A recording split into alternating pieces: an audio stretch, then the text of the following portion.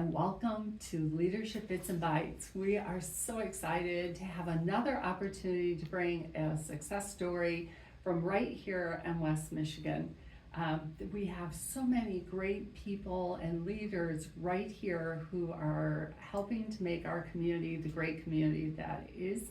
And so we always love to be able to introduce guests.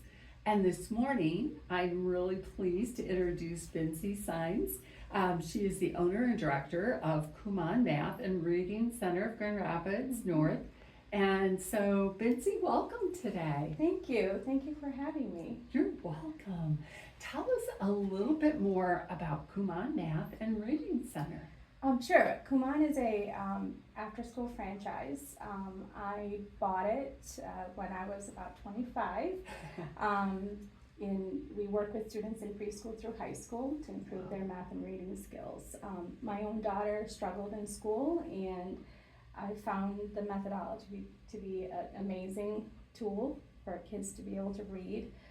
When my younger daughter turned 2.5 years old, she basically said, "Mama, I want to do Kumon," and she was reading chapter books at the age of 4.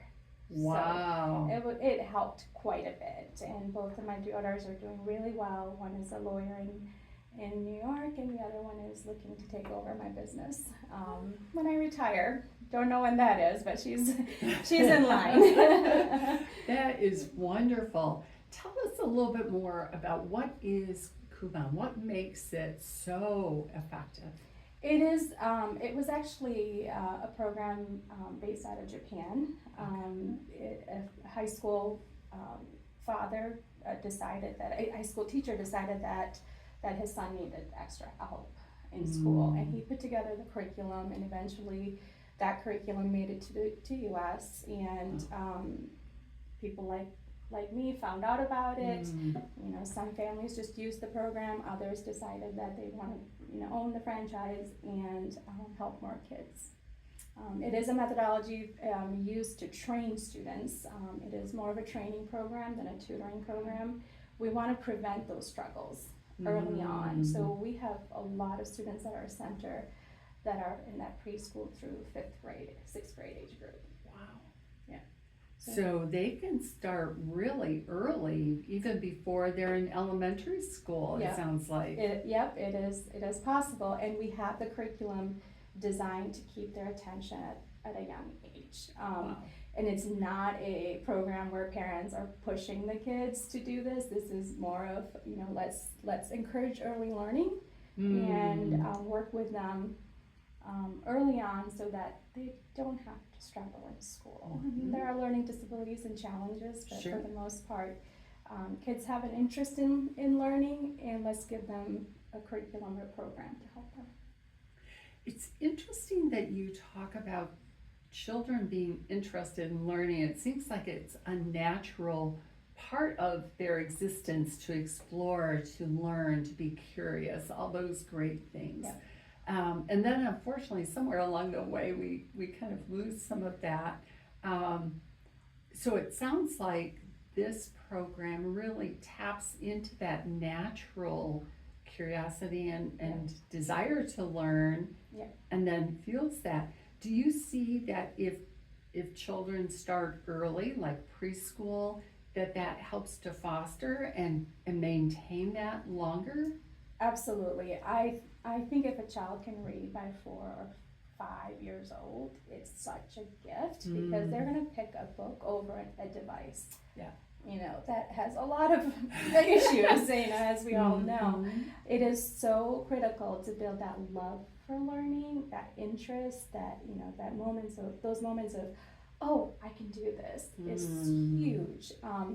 We have 4 and 5-year-olds reading chapter books, and they think it's normal. And we give a little bit of homework every day to do at home, but it's really planned in a way that is very comfortable for them to do. And then when they get mature enough and the skills are at the right space, we can push them a little bit.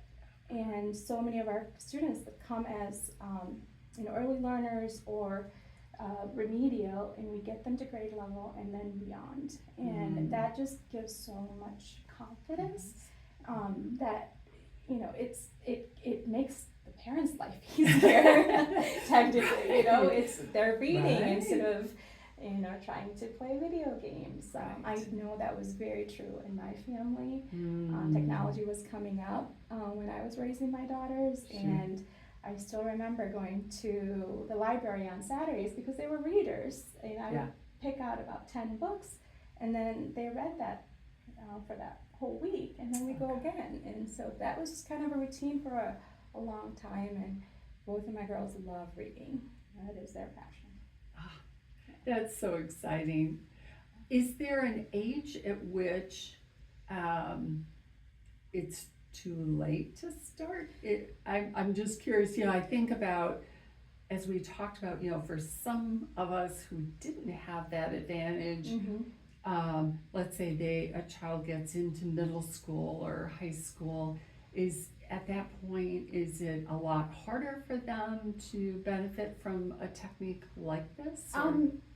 It can be, mainly because we require homework. We require daily practice, and when it comes to middle school and high school, they end up getting a lot more homework. Then it can become challenging. But my job is to try to coach them, coach the students and the parents, and say, hey, this is what we can do to build your the skills that you're missing for high school or college. From my perspective, I know what a child needs in 1st grade to 12th grade. We teach from preschool through calculus and math, and we don't use a calculator at our center. So it's a training methodology, right? And we want kids to feel confident all along the way. Middle schoolers, high schoolers, if they don't have the skills, there's always going to be that mindset of struggle. I just don't know how to do this. So if parents are willing, the students are willing, I'm willing to put together a curriculum that meets where they're at and then continue to improve. I know I have a student that wants to get into City High, and I've been working with her for about 9 months maybe, and there are so many gaps, and she brought a school assignment and said, this is what I'm struggling with, but I know in order for her to understand what that is, there's so many missing pieces. And I would ask the question, hey, do you know how to do this? No, Miss Bincy, no, Miss Bincy. And for me, I want to know that these skills are solid before we, introduce harder skill sets. So it works, but it's harder. Right. It's harder. Yeah. But still able to make a difference. Absolutely. And I love the way you talk about really preparing them for what comes next. There are so many ways in which, when we're confident in our ability to learn, our ability to tackle something new, that really makes a difference in our success. It is. And so that confidence is huge. I'm sure that really goes into every area of life for that student. Yeah, it's very true. They, we only do math and reading, but they end up doing well in science and history and, Spanish, because they've built a routine, surrounding education. We have a little bit of homework every day. They're building the skill set necessary, and then, the confidence and the success is a confidence builder, and we want to encourage that. Is there a geographic limitation at all? In other words, can any student from anywhere in West Michigan come to your center? Yeah, absolutely. Parents are willing to put the time in and drive. Absolutely. We had students coming from Muskegon and Holland. Wow. And then now there's a center in Granville that takes care of the Holland students. And Muskegon sometimes can be a little bit challenging because of the weather. But yeah, we do get calls from all over. Michigan. Yeah. Wonderful. Yeah. Well, it sounds like you have a really exciting organization and that's having tremendous impact. Yeah. we want to talk for a moment, in a moment, about the impact that you're having as a leader, both within your organization and the community. I know you're involved in many different things as well. Yeah. And so stay tuned, because I want our listeners to hear more about the great things that you're doing and how you're leading the way to make a difference in West Michigan. Okay.